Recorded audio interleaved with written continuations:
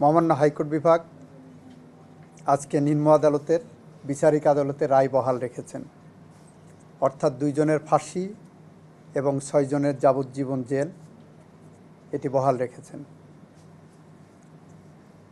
আদালতে আমাদের গতদিনে যে সাবমিশন দিয়েছিলাম সেই সাবমিশনে আমরা এটা বলেছিলাম,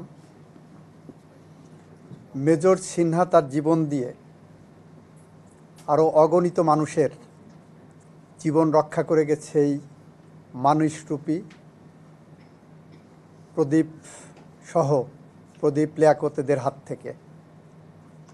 আমরা বলেছিলাম, মেজর সিনহার যদি ন্যায় বিচার না হয়, রাষ্ট্র যদি মেজর সিনহা হত্যাকাণ্ডের ন্যায় বিচার করতে ব্যর্থ হয়, তাহলে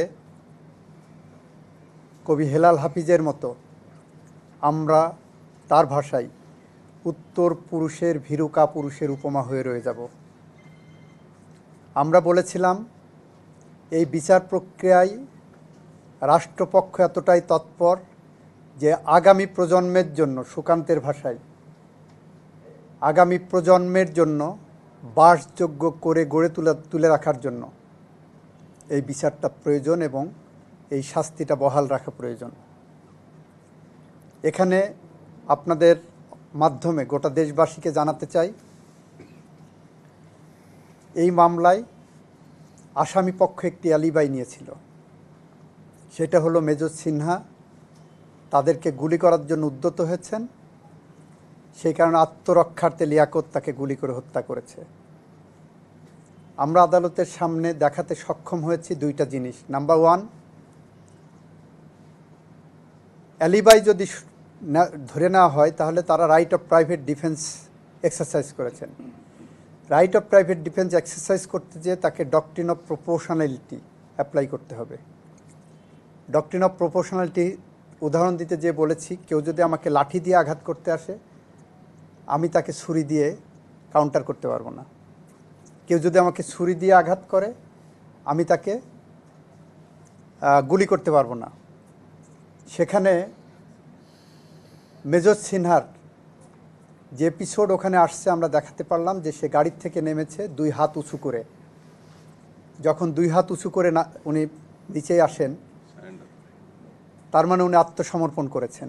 তখন প্রথমে তাকে 2টি গুলি করা হয়েছে, একটু এগিয়ে যেয়ে আরও 2টি গুলি করা হয়েছে, সেখানেই থেমে থাকেনি। লিয়াকত তার নিথর দেহে পা দিয়ে আঘাত করেছে। প্রদীপ এসে তার নলির উপরে বুটের আঘাতে মৃত্যু নিশ্চিত করেছে। এই নির্মম হত্যাকাণ্ডের বিচার যদি বাংলাদেশের মাটিতে আমরা না করতে পারি, তাহলে এই বাংলাদেশ তার সভ্যতার ইতিহাসে একটি প্রশ্নবোধক চিহ্ন হয়ে থাকবে। আমরা রাষ্ট্রের পক্ষ থেকে মনে করি আমরা আমাদের দায়িত্ব যথাযথভাবে পালন করতে পেরেছি। আমরা মনে করি মেজর সিনহা তার জীবন দিয়ে যত মানুষের জীবন রক্ষা করে গেছেন, তাদের প্রতিটি নিঃশ্বাস তার আত্মার শান্তি মাগফিরাত কামনা করবে। আমরা মনে করি মেজর সিনহার যারা সতীর্থ সহকর্মী, বিশেষ করে সেনাবাহিনীর যে সমস্ত কর্মকর্তারা মেজর সিনহার বিচারের জন্য